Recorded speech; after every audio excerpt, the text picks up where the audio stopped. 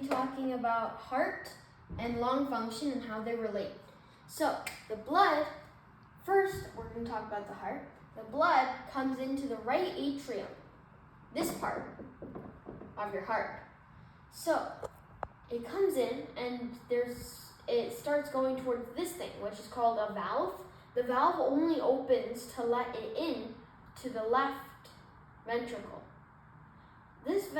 So the blood can't come out after, because that would result in bad things happening.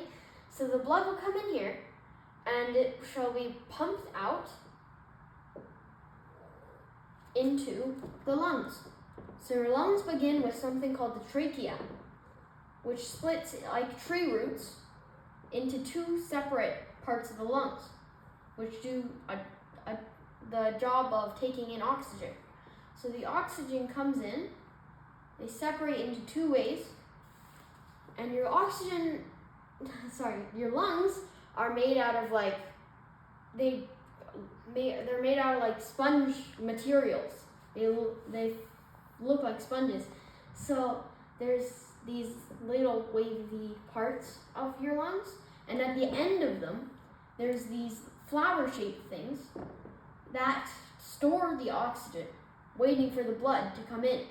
So the blood comes, and then there's a theory about where two different elements can't be in the same place. So the blood will be here, and it's filled with CO2. And this is filled with oxygen. So they'll have to switch because they can't be together. So the oxygen will go to the blood, and the CO2 will be pumped out.